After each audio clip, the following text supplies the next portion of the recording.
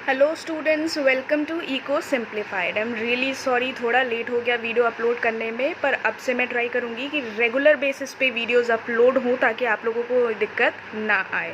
हम पढ़ रहे थे first chapter Indian economic development का, जो है India on the eve of independence.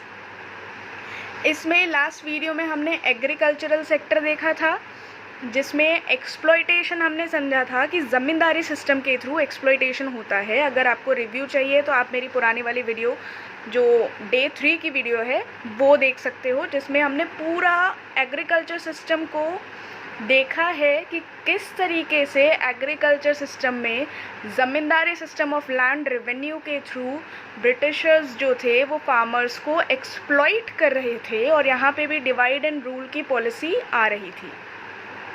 ठीक है, फिर हमने देखा था कि पार्टीशन हमारी कंट्री का जो हुआ था 1947 में, उसका क्या इम्पैक्ट पड़ा था इंडिया की इकोनॉमी पे। तो मैंने वहाँ आपको बताया था कि India got 82% of population and 65% of food grains area, यानी टोटल पॉपुलेशन जो इंडिया की उस टाइम पे थी उसका 82% इंडिया में ही था। रेस्ट ऑफ द पीपल कहाँ चले गए थे? पाकिस्तान चले गए थे। और फूड प्रोडक्शन एरिया जो था इंडिया का, ठीक है, वो सिर्फ 65% हमारे हिस्से में आया था, बाकी सारा पाकिस्तान चला गया था। इसकी वजह से इंडिया में फूड क्राइसिस बहुत ज़्यादा हो गए थे, क्योंकि आप देखिए 82% ऑफ पॉपुलेशन थी और सिर्फ 65% of food grains production area था। तो इसकी वजह से डिफरेंसेस, फूड क्राइसिस, पावर्टी बहुत ज़्यादा हो गई थी। वो रही बात डे 3 की, जिसमें हमने एग्रीकल्चरल सेक्टर के बारे में पढ़ा है। अब हम यहाँ पढ़ेंगे industrial sector on the eve of independence. क्या है? Industrial sector on the eve of independence. ठीक है, अब सबसे पहले ये चीज़ देखते हैं कि इंडस्ट्रियल सेक्टर में एक्सप्लॉयटेशन हुआ कैसे था। Foreign demand for Indian handicrafts were destroyed by the way of heavy duty on their exports. ठीक है, फॉरेन डिमांड थी, मतलब बाहर की कंट्रीज से जो डिमांड आ रही थी इंडियन हैंडीक्राफ्ट्स की। ठीक है, मैंने पहले बताया आपको, इंडिया हैंडीक्राफ्ट और स्पाइसेस में डील करता था बाहर की कंट्रीज़ के साथ, और हमारा हैंडीक्राफ्ट जो है वो वर्ल्ड फेमस था। बहुत ज़्यादा डिमांड हैंडीक्राफ्ट की बाकी सारी कंट्रियों से आती रहती थी। Was destroyed by the way of heavy duty on their exports. अब ये जो फॉरेन की डिमांड है हैंडीक्राफ्ट की, इसको कम कैसे किया गया, इसको ख़त्म कैसे किया गया? ड्यूटीज़ लगा दी थी, हैवी ड्यूटीज़। किस पे? एक्सपोर्ट पे। एक्सपोर्ट का मतलब क्या होता है कि हम अपनी कंट्री से गुड्स और सर्विसेज बाहर की दूसरी कंट्रीज़ में भेज रहे हैं, वो होता है एक्सपोर्ट। और जब हम बाहर की कंट्रीज से गुड्स और सर्विसेज अपनी कंट्री में मंगाते हैं, वो होता है इम्पोर्ट। ठीक है, तो एक्सपोर्ट करने पे हैवी ड्यूटीज़ थी, यानी बहुत ज़्यादा टैक्सेस हमें पे करने पड़ते थे। इस वजह से फॉरेन डिमांड धीरे धीरे कम हो गई थी। अब देखिए इसका कॉन्सेप्ट क्या है कि फॉरेन से डिमांड आ भी रही है, अगर इसका कॉन्सेप्ट कुछ इस तरफ है कि फॉरेन से अगर डिमांड आ भी रही है और हमें गुड्स बाहर भेजने पे बहुत ज़्यादा टैक्सेस और पैसे देने पड़ रहे हैं। अब मान लो कि डिमांड आई, हमने पैसे लगा के भेज भी दिया सामान बाहर, पर जो रेवेन्यू जनरेट हो रहा है, जो वहाँ से पैसा हमें वापस मिल रहा है, उस पैसे पे हमारी कॉस्ट कवर नहीं हो रही है। ठीक है, हमें जितना पैसा हमने लगाया उतना हमें वापस नहीं मिल रहा है, उससे कम वापस मिल रहा है। मतलब क्या है? यहाँ पे हमें लॉस हो रहा है, और कोई भी देश लॉस में जाके, देश छोड़ो, कोई भी इंडस्ट्री लॉस में जाके डील नहीं करेगी। इस वजह से फॉरेन डिमांड जो इंडियन हैंडीक्राफ्ट के थे वो डिस्ट्रॉय होते गए, क्योंकि हैवी ड्यूटीज़ ऑन एक्सपोर्ट लगा दिए गए। हम बाहर की कंट्रीज़ में एक्सपोर्ट कर नहीं पा रहे थे। फिर जब हम गुड्स उनको सप्लाई नहीं कर पा रहे हैं उनकी डिमांड पे, तो धीरे धीरे डिमांड और कम होती गई। ठीक, domestic demand for Indian handicraft was destroyed by the way of duty free import of British goods in the Indian market. ऊपर बात हो रही थी कि फॉरेन डिमांड हैंडीक्राफ्ट का कैसे ख़त्म हुआ, नीचे बात हो रही है डोमेस्टिक डिमांड जो है वो कैसे ख़त्म हुआ। मतलब अपनी ही कंट्री में अपनी ही बनाई हुई गुड्स का डिमांड कैसे कम हुआ। वो डिमांड कम हुआ क्योंकि ब्रिटिशर्स यहाँ से जो रॉ मटेरियल ले जाते थे, उन रॉ मटेरियल से जो गुड्स और सर्विसेज प्रोड्यूस होती थी ब्रिटेन की इकोनॉमी में, ब्रिटेन की इंडस्ट्रीज़ में, वो इंडिया में ड्यूटी फ्री लाई जाती थी, यानी कोई भी चार्जेस नहीं लगाए जाते थे, फ्री में वो यहाँ आ रहा है, ड्यूटी फ्री वो यहाँ आ रहा है, सिर्फ प्रोडक्शन का थोड़ा बहुत कॉस्ट लगता था। अब देखिए हैंडीक्राफ्ट क्या है, आपको ही पता है, पूरा हाथ से काम होता है, बारीक काम होता है, तो जो ऐसे काम होते हैं जिनमें लेबर कॉस्ट ज़्यादा होती है उनकी प्राइस भी ज़्यादा होती है। और एक तरफ आपका मशीन मैन्युफैक्चर्ड गुड्स हैं, मशीन मेड गुड्स हैं, एक तरफ मैन मेड गुड्स हैं, तो दोनों में क्या हो रहा है, जो सस्ता होगा उसी की डिमांड तो बढ़ेगी। तो अल्टीमेटली डिमांड किसकी बढ़ रही थी, ब्रिटिशर्स की बढ़ रही थी। ब्रिटिशर्स जो गुड्स और सर्विसेज ब्रिटेन की इंडस्ट्रीज़ में प्रोड्यूस करके इंडिया ला रहे थे, इंडिया के मार्केट में जिनका डिमांड एक्सपैंड कर रहे थे, वो क्या होता था, उसकी वजह से हमारी डोमेस्टिक डिमांड हैंडीक्राफ्ट्स की कम हो गई थी, और हैवी ड्यूटी ऑन एक्सपोर्ट्स की वजह से फॉरेन डिमांड कम हो गई थी। इन्हीं सारी चीज़ों की वजह से, क्योंकि ये चीज़ें हमारी कंट्री में हो रही थी, इस वजह से स्वदेशी मूवमेंट चलाया गया था। स्वदेशी मूवमेंट आपने कई सारी मूवीज़ में देखा होगा, जिसमें लोग बायकॉट करते हैं उन गुड्स का जो ब्रिटेन से इंडिया आएंगी, यानी हम विदेशी सामान का उपयोग नहीं करेंगे, हम उन्हीं गुड्स और सर्विसेज का यूटिलाइजेशन करेंगे जो हमारी कंट्री में प्रोड्यूस होता है। ठीक है, अब यहाँ पे एक नोट है, India was well known for its handicraft, it enjoyed a world wide reputation for their variety and quality.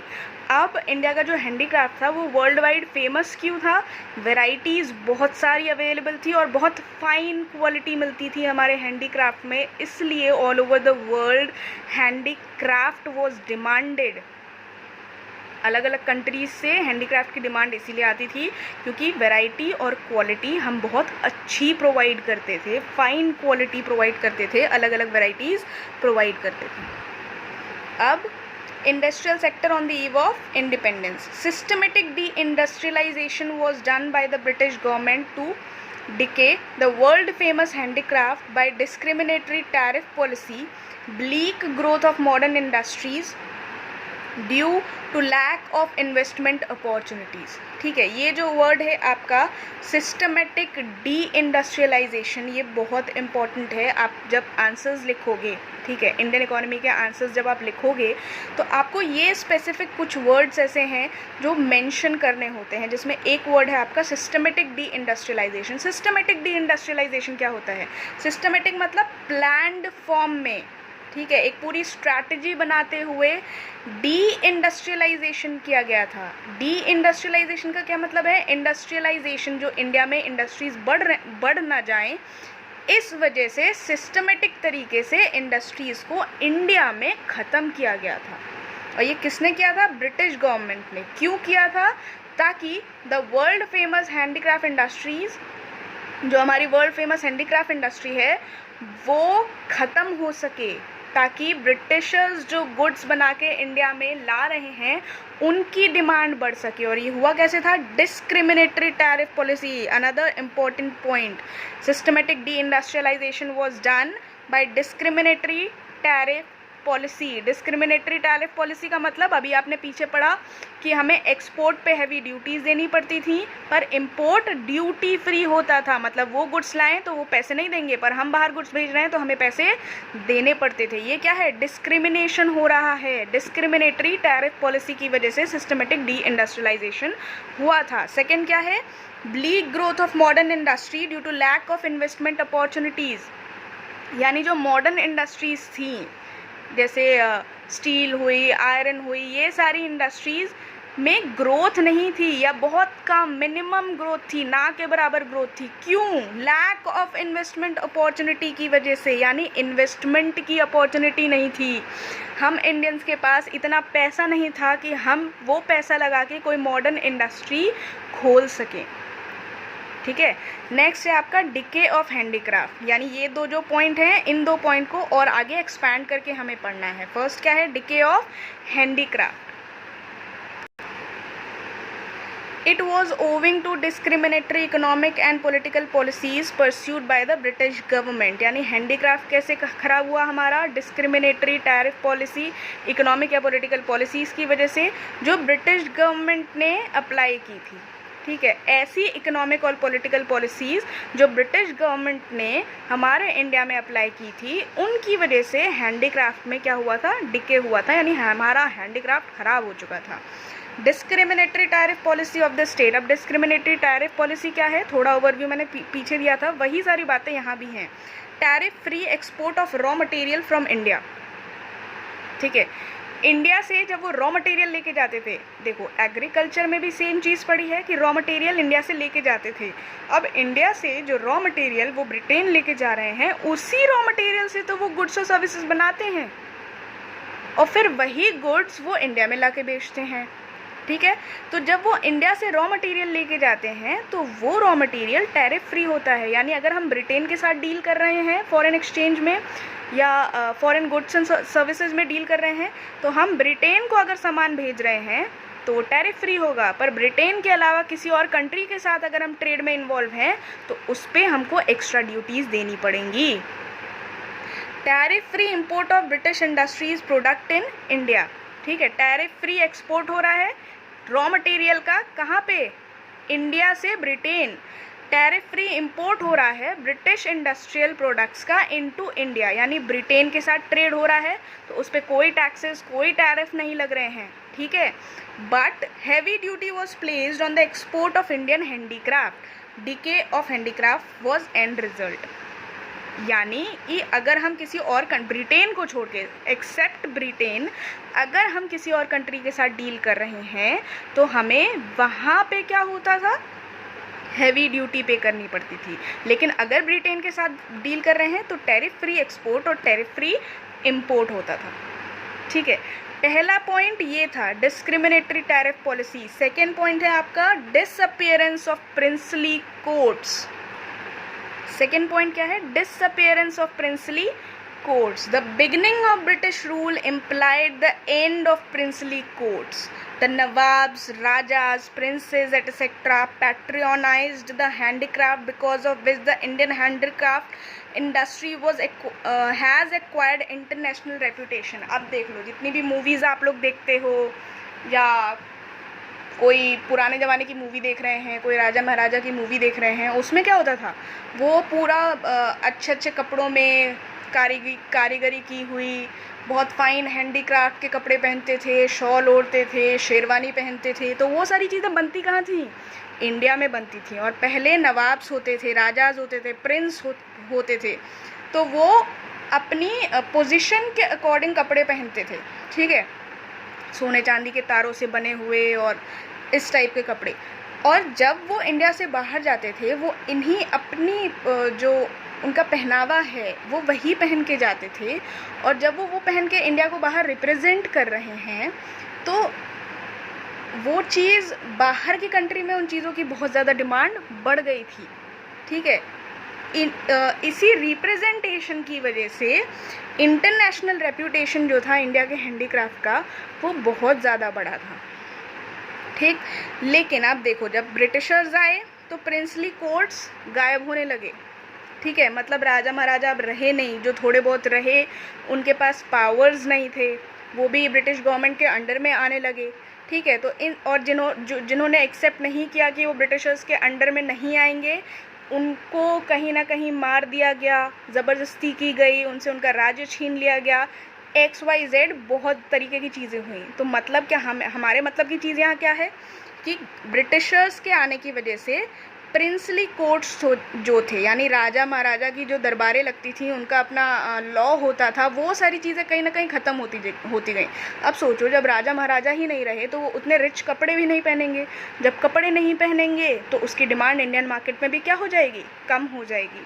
और इन्हीं लोगों की वजह से इंटरनेशनल मार्केट में हमारी रेपुटेशन जो है हैंडीक्राफ्ट की वो बहुत अच्छी बनी थी। तो इंटरनेशनल मार्केट का उन्होंने ख़त्म किया कैसे, हैवी ड्यूटी लगा के, कि अदर देन ब्रिटेन अगर हम किसी कंट्री से डील कर रहे हैं तो हमें हैवी ड्यूटी देनी है। प्रिंसली कोर्ट्स ख़त्म हो गए, इस वजह से इंडिया में हैंडीक्राफ्ट की डिमांड जो है वो भी कम हो गई। नेक्स्ट पॉइंट आता है हमारा competition from machine made products. मैंने आपको पीछे भी बताया कि हैंडीक्राफ्ट में लेबर कॉस्ट थोड़ी ज़्यादा आती है, पर जो ब्रिटेन से गुड्स और सर्विसेज आ रहे थे इंपोर्ट होके, उसमें क्या हो रहा था, मशीन मेड प्रोडक्ट से कंपैरिजन हो रहा था। अब कंपैरेटिवली जो मशीन मेड प्रोडक्ट हैं उनकी कॉस्ट कम होती थी। जैसे मैंने बताया कि इंडिया में हैंडीक्राफ्ट बन रहा है, लेबर कॉस्ट ज़्यादा होती थी, इस वजह से वो क्या होता था, दाम उसकी कॉस्ट ज़्यादा पड़ रही थी। पर मशीन से बन रहा है, प्लस ब्रिटेन के साथ कोई ड्यूटी फ़ी नहीं लग रही है एक्सपोर्ट इंपोर्ट में, तो कॉस्ट क्या होती थी, कम होती थी। Stiff competition to handicraft product, और ये प्रोडक्ट्स क्या करते थे, कंपटीशन देते थे किसको, हैंडीक्राफ्ट को। क्यों? क्योंकि प्रिंसली स्टेट्स नहीं थे, फॉरेन की डिमांड ऑलरेडी कम हो गई थी, इनकी कॉस्ट लो थी, तो ये कंपटीशन दे रहे थे हैंडीक्राफ्ट प्रोडक्ट को। दूसरी चीज़, आपको एक बात पता है कि हम फॉरेन कल्चर को बहुत जल्दी अडॉप्ट करते हैं, ठीक है, तो इस वजह से भी हम उनसे इन्फ्लुएंस हो रहे थे, तो कहीं ना कहीं अपनी ही चीज़ों की डिमांड कम हो जा रही थी। Out excelled Indian handicraft product in precision and quality. अब ये जो हैंडीक्राफ्ट प्रोडक्ट है ना, इन्होंने पीछे छोड़ दिया था किसको, सॉरी मैंने उल्टा बोल दिया, ये जो इंडियन हैंडीक्राफ्ट प्रोडक्ट है ना, इनको स्टिफ कंपटीशन मिला था किससे, मशीन मेड प्रोडक्ट से। और ये जो मशीन मेड प्रोडक्ट्स होते हैं, इनकी क्वालिटी बहुत फाइन होती है, बहुत अच्छी होती है, प्रिसाइज क्वालिटी होती है। इस वजह से हैंडीक्राफ्ट की रेपुटेशन धीरे धीरे क्या होती गई, कम होती गई। Due to competition Indian craftsmans shut down their enterprises. और ये बढ़ते कंपटीशन की वजह से इंडिया के जो क्राफ्टमैन्स थे, ठीक है, जो हैंडीक्राफ्ट का काम करते थे, उन्होंने धीरे धीरे अपने एंटरप्राइजेज बंद कर दिए। क्यों? क्योंकि वो जितनी कॉस्ट लगा रहे थे उतना रेवेन्यू जनरेट नहीं हो रहा था। अल्टीमेटली जो सेक्टर है वो लॉस मेकिंग सेक्टर बनता जा रहा था। नेक्स्ट पॉइंट है आपका new pattern of demand. New pattern of demand का क्या मतलब है? अभी मैंने आपको बताया कि हम वेस्टर्न कल्चर को बहुत जल्दी अडॉप्ट करते हैं, ठीक है, यही कारण था कि हैंडीक्राफ्ट जो है वो क्या हो रहा था, डिके हो गया, हैंडीक्राफ्ट ख़त्म हो गया और न्यू पैटर्न ऑफ डिमांड सामने आया था। Due to impact of British culture a new pattern of demand emerged in India to adopt western lifestyle. यानी हम अपने कल्चर को छोड़ के वेस्टर्न लाइफस्टाइल को अडॉप्ट करने लगे थे। Indian industry started losing domestic market and ultimately pressed, ठीक है, यानी हम जब वेस्टर्न लाइफस्टाइल को अडॉप्ट कर रहे हैं, उनके गुड्स को ख़रीद रहे हैं, वहाँ से जो गुड्स और सर्विसेज आ रहे हैं वो ड्यूटी फ्री होते हैं, तो धीरे धीरे इंडिया की जो डोमेस्टिक मार्केट थी, ठीक है, डोमेस्टिक गुड्स और सर्विसेज की, वो धीरे धीरे ख़त्म हो गई, बर्बाद हो गई। मतलब अल्टीमेटली हम देखें तो एग्रीकल्चर में भी ब्रिटिशर्स ने हमें बर्बाद कर दिया था, इंडस्ट्रीज़ में जो हैंडीक्राफ्ट था हमारा उसे भी बर्बाद कर दिया था। नेक्स्ट है आपका introduction of railway in India. जैसे ही इंडिया में रेलवे का इंट्रोडक्शन हुआ, उससे भी कहीं ना कहीं हमारी इंडस्ट्रीज़ पे इफ़ेक्ट पड़ा था। अब ये इफ़ेक्ट कैसे पड़ा था? With the introduction of railways, size of the market for the low-cost British product tended to expand while it started shrinking for the high-cost Indian product. अब देखो, ये चीज़ बहुत इम्पॉर्टेंट है इस चैप्टर की कि ब्रिटिशर्स की वजह से इंडिया में सिर्फ नुकसान हुआ है, चाहे वो एग्रीकल्चर हो, इंडस्ट्री हो, फॉरेन ट्रेड हो, ऑक्यूपेशनल स्ट्रक्चर हो, कोई भी चीज़ हो, सिर्फ नुकसान ही हुआ है। पर कुछ ऐसी चीज़ें हैं जो ब्रिटिशर्स की वजह से इंडिया में बनी हैं, जिसका पहला एग्जाम्पल है आपका रेलवेज़, ठीक। अब आप बोलोगे ब्रिटिशर्स ने इंडिया को फ़ायदा कैसे पहुंचाया? ठीक है, ब्रिटिशर्स की वजह से रेलवे का इंट्रोडक्शन इंडिया में हुआ, पर ब्रिटिशर्स ने रेलवे को उतना ही एक्सपेंड किया जिस हद तक उन्हें रेलवे से प्रॉफिट हो रहा था, ठीक है। जो बंदा, जो गवर्नमेंट हमें इतना एक्सप्लॉइट कर रही है, वो हमारे फ़ायदे के लिए कुछ नहीं करेगी। तो अल्टीमेट सी बात है कि रेलवे तो इंट्रोड्यूस हुआ, ये अच्छी बात हुई, पर उस रेलवे के इंट्रोडक्शन से भी क्या होता था? अब देखो, ड्यूटी फ्री इंपोर्ट हुआ रॉ मटेरियल का, वहाँ पे गुड्स और सर्विसेज, गुड्स बनाए गए, मशीन मेड प्रोडक्ट्स बने, ड्यूटी फ्री इंपोर्ट हुआ इंडिया में, ठीक है, कॉस्ट कम हुई, रेलवे बना दिया गया। तो पहले जिन जगहों पे ये गुड्स नहीं पहुंच पा रहे थे, अब रेलवे की बदौलत वो सारे गुड्स अलग अलग छोटे छोटे जगहों पे भी पहुंचने लगे। मतलब उनका मार्केट और एक्सपैंड करने लगा, बढ़ने लगा। जिस जगह पे पहले नहीं पहुंच पा रहा था वहाँ भी पहुंचने लगा, ठीक है। और वहीं इंडिया के जो हाई कॉस्ट प्रोडक्ट्स थे उनकी मार्केट श्रिंक होने लगी, मतलब छोटी होने लगी, कम होने लगी और धीरे धीरे ख़त्म हो गई। यानी रेलवे का introduction is a positive point, ठीक। क्योंकि क्वेश्चन आपका पूछा जाएगा इस चैप्टर से कि ब्रिटिशर्स के टाइम पे अगर कोई पॉजिटिव इम्पैक्ट इंडिया की इकोनॉमी पे पड़ा था तो वो क्या था, तो क्या था, रेलवे का इंट्रोडक्शन ब्रिटिशर्स ने करवाया था इंडिया में। ये रही बातें जो आपने पढ़ी, ये सारी ये थी किससे, हैंडीक्राफ्ट से रिलेटेड, कि किन किन वजहों, किन किन रीजंस की वजह से हमारी हैंडीक्राफ्ट इंडस्ट्री ख़त्म हो गई, ठीक। अब है bleak growth of modern industry. It was only in the second half of 19th century that the modern industry showed its emergence, ठीक है। यानी second half of 19th century में जब सेकेंड हाफ चल रहा था, मतलब 50 साल पूरे हो चुके थे, 50 और बचे थे, तब क्या हुआ था, शोड इट्स एमर्जेंस, यानी मॉडर्न इंडस्ट्री धीरे धीरे आने लगी थी, ठीक है, धीरे धीरे बनने लगी थी। जिसका सबसे बड़ा एग्जांपल क्या है, some industries like iron and steel, ठीक है। Tata Iron and Steel Company was founded in 1907। कुछ इंडस्ट्रीज सामने आई थी 19th सेंचुरी के सेकेंड हाफ में। ये इंडस्ट्रीज में सबसे बड़ा नाम आता है Tata Iron and Steel company, जो कि पूछा जा सकता है आपका कि bleak growth of modern industries में कौन सी ऐसी इंडस्ट्रीज थी जो सामने आई थी। तो Tata Iron and Steel company, जिसको हम टिस्को के नाम से भी जानते हैं, जो 1907 यानी 1907 में सामने आई थी, ठीक है। Sugar, cement and paper industries were established in the wake of worldwide scarcity of industrial goods because of World War First and Second. Scarcity का मतलब आप 11th में पढ़ चुके हो, मतलब कमी, किसी भी चीज़ की कमी, ठीक है। तो वर्ल्ड वॉर फर्स्ट और सेकेंड की वजह से, ठीक है, पूरी वर्ल्ड में इन चीज़ों की कमी आ रही थी। इस वजह से इन चीज़ों की इंडस्ट्रीज़ इंडिया में लगना शुरू हुई थी, जिसमें टाटा आयरन एंड स्टील था, शुगर, सीमेंट और पेपर इंडस्ट्रीज थी। सिर्फ किस लिए, वर्ल्ड वॉर फर्स्ट और सेकेंड के बाद वर्ल्ड वाइड इनकी स्कैरसिटी हो रही थी इंडस्ट्रियल गुड्स की, इसलिए इनको बनाना शुरू किया गया था। अब भैया टाटा ने शुरू किया, पर उतना कैपिटल बाकी किसी के पास नहीं था कि हम इंडस्ट्री सेटअप कर पाएँ, ठीक है। State participation was confined to strategic area which helped expansion of Indian market for the British product, ठीक है।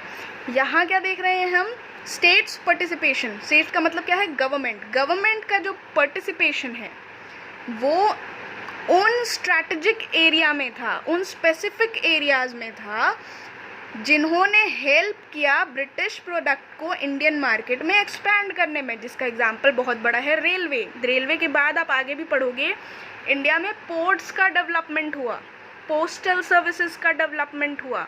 ये सारे किसने कराए, ब्रिटिशर्स ने कराए। क्यों कराए, ताकि वो इंडिया के मार्केट को कैप्चर कर सकें, ठीक है। डेवलपमेंट तो हुए, पर मोटिव क्या था उस डेवलपमेंट के पीछे, सिस्टमेटिक डी इंडस्ट्रियलाइजेशन, दूसरा इंडिया में ब्रिटिश गुड्स के मार्केट को एक्सपैंड करना, ठीक है।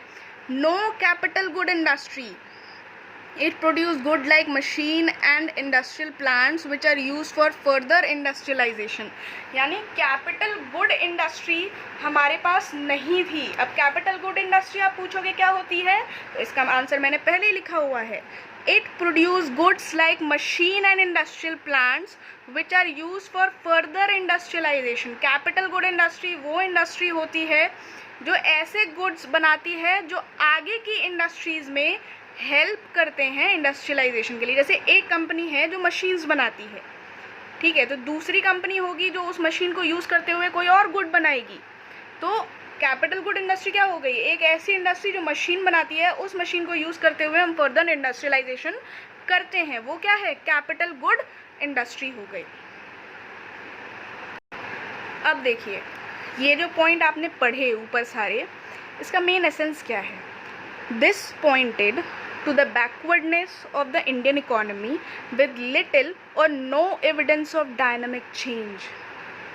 मतलब ये सारे जो पॉइंट पढ़े, यानी bleak growth of modern industry या हैंडीक्राफ्ट जो हमारा ख़राब हो गया था, जिन जिन रीजंस की वजह से ये ख़राब हुआ था, वो क्या शो करते हैं, बैकवर्डनेस ऑफ इंडियन इकोनॉमी।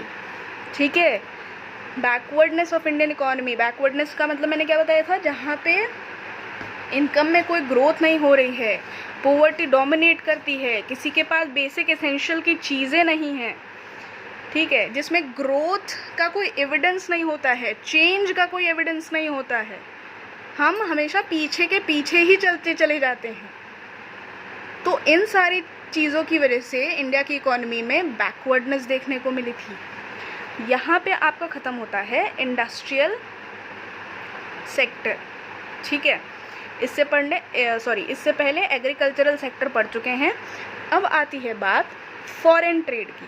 ठीक है, इंडस्ट्री और फॉरेन ट्रेड में डिफरेंस होता है। इंडस्ट्री मतलब कंपनियां लगाना, फॉरेन ट्रेड मतलब बाहर की कंट्रीज़ के साथ इन्वॉल्व होना ट्रेड में। ठीक है, गुड्स और सर्विसेज के एक्सचेंज में। तो दोनों में डिफरेंस है, कंफ्यूज नहीं होना है। ओके, अब यहाँ देखने वाली बात यह है कि फॉरेन ट्रेड जो है हमारा, उसका एक्सप्लॉयटेशन कैसे हुआ था। तो सेम चीज़ आप यहाँ भी पढ़ोगे। Through discriminatory tariff policy, duty free export of Indian raw material to fulfil the industrial need in Britain, duty free import of British goods to expand demand of the British goods in Indian market. अब आप देखो, मैंने अभी बताया कि industry और foreign trade दोनों अलग अलग चीज़ें हैं, पर कहीं ना कहीं दोनों इंटर रिलेटेड हैं। जब तक इंडस्ट्रीज़ नहीं होंगी, इंडस्ट्रीज़ गुड्स नहीं बनाएंगी, सर्विसेज नहीं प्रोवाइड करेंगे हम लोग, तब तक इन गुड्स और सर्विसेज का फॉरेन में ट्रेड नहीं होगा। ठीक है, तो जब सिस्टमेटिक डी इंडस्ट्रियलाइजेशन ऑलरेडी हो चुका है, तो फॉरेन ट्रेड भी नहीं होगा। ठीक है, एक दूसरे से दोनों जुड़े हुए हैं। थ्रू डिस्क्रिमिनेटरी टैरिफ पॉलिसी, जो आपने पीछे भी पढ़ा है, duty free export of Indian raw material to fulfil the industrial need of Britain, duty free import of British goods to expand demand for the British goods in Indian market. Fine, आगे बढ़ते हैं। अब देखते हैं foreign trade under the British rule. The Romans used to call India the sink of world's bullion, but with the help of discriminatory tariff policy, Britishers destroyed India's wealth, market and worldwide reputation of various goods and services। यानी जो लोग रोम से आए थे, जो Romans थे, वो बोलते थे the sink of world's bullion। ठीक है, सिंक ऑफ वर्ल्ड्स बुलियन का मतलब आप यहाँ पे ऐसे समझ सकते हो कि इंडिया एक ऐसी कंट्री है जहाँ पे बहुत सारी अपॉर्चुनिटीज़ हैं। ठीक है, मतलब बाकी जो कंट्रीज़ हैं वर्ल्ड में, उनसे भी हम आगे निकलने की कैपेसिटी रखते हैं, आप इस शॉर्ट में समझ सकते हो। बट ब्रिटेन है, वो हमें आगे बढ़ने कैसे देगा।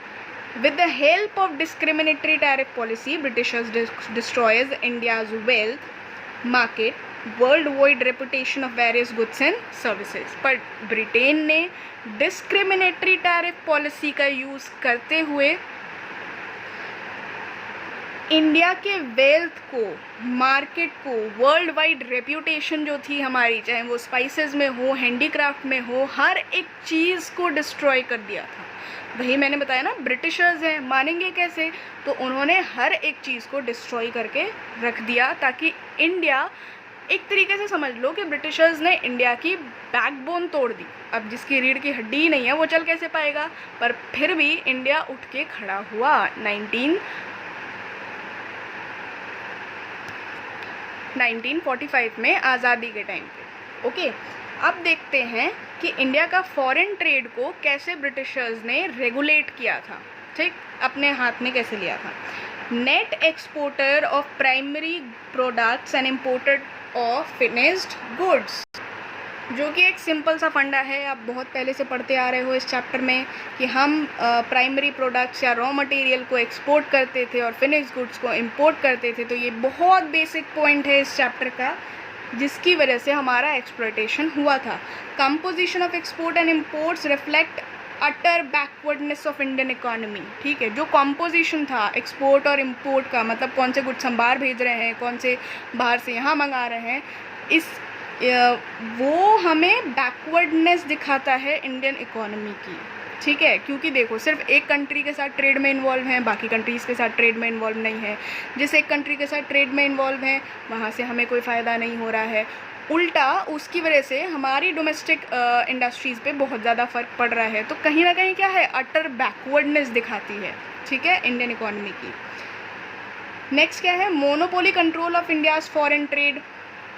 More than 50% of India's trade was directed towards great Britain. जो मैंने अभी बताया कि 50% से ज़्यादा ट्रेड हम किसके साथ कर रहे थे, ब्रिटेन के साथ कर रहे थे। Export of raw material and import of finished goods from Britain, यानी रॉ मटेरियल वहाँ भेजना और फिनिश्ड गुड्स वहाँ से ब्रिटेन से इंडिया लेके आना। ठीक है, तो देखो इंडियन इकोनॉमी में जब आप पढ़ते हो ना, तो एक चैप्टर का एक बेसिक एसेंस होता है, उसी एसेंस के आगे पीछे वो चैप्टर घूमता रहता है। स्टार्टिंग के 1-2 चैप्टर आपको लगेंगे कि हिस्ट्री से रिलेटेड हैं, पर आगे आने वाले चैप्टर सारे के सारे करंट अफेयर्स पे बेस्ड हैं। ठीक है, तो यहाँ ये जो चैप्टर है वो किस पे बेस्ड हो रहा है कि ब्रिटिशर्स ने हमारी इकोनॉमी का सत्यानाश कर दिया था। ठीक है, अपनी लैंग्वेज में बोले तो सत्यानाश कर दिया था, कुछ भी छोड़ा नहीं था जिससे कि हम बाउंस बैक कर सकें। ठीक है, तो यहाँ क्या बात हुई, net exporter of primary products and importer of finished goods. Second is monopoly control of India's foreign trade. Next आता है आपका surplus trade but only with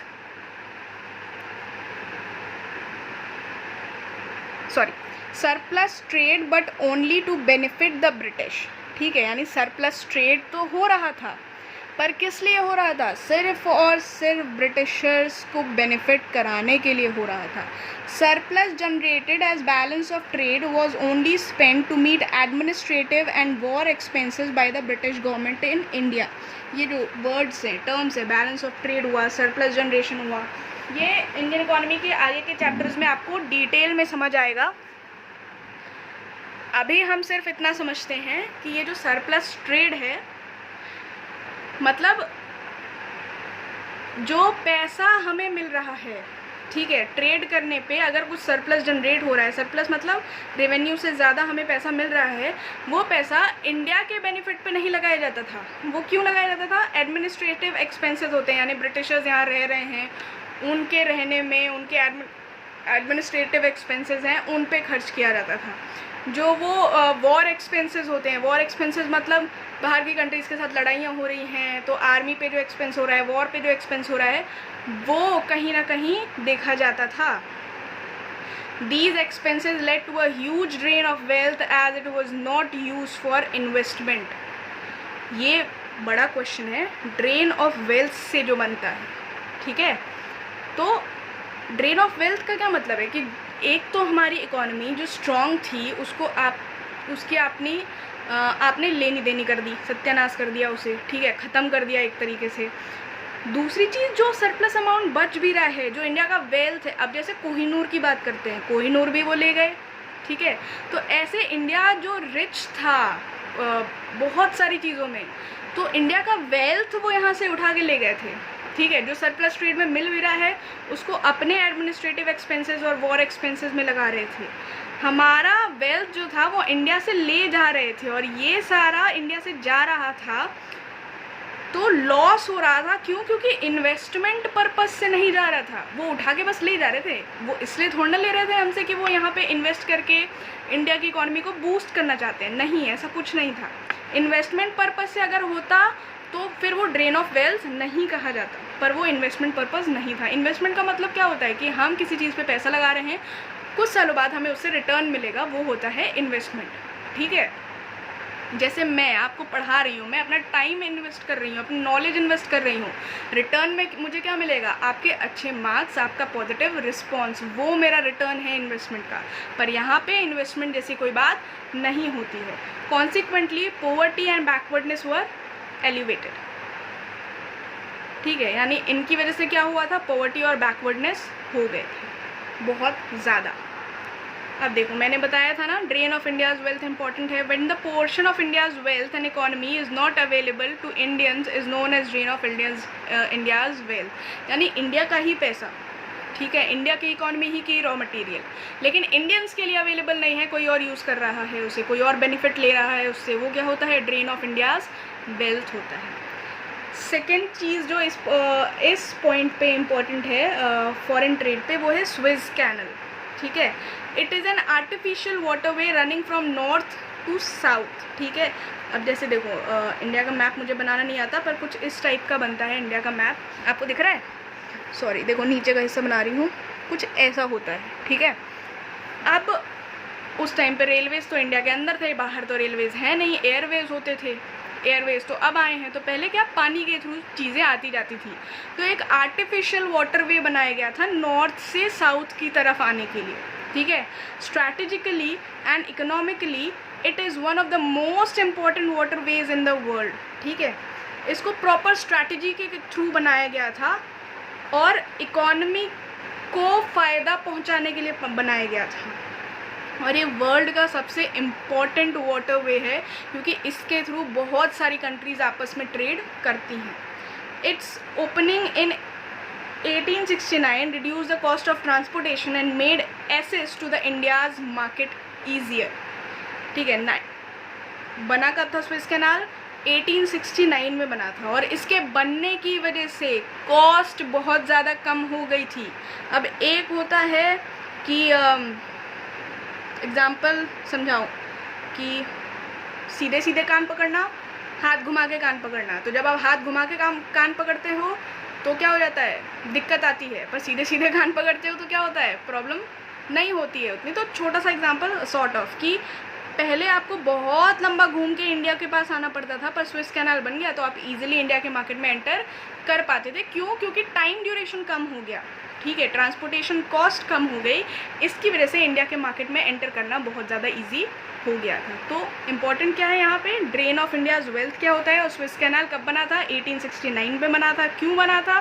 transportation cost कम करने के लिए और इंडिया के मार्केट में ईजिली घुसने के लिए। नेक्स्ट टॉपिक है आपका demographic profile during British rule in India. ये हम कल करेंगे।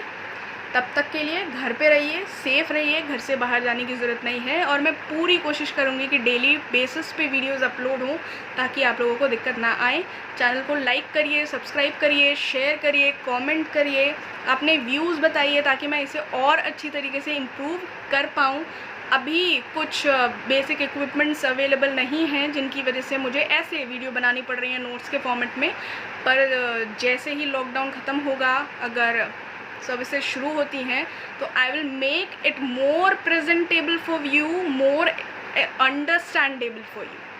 Till then, much love. Stay tuned for upcoming videos. Thank you so much.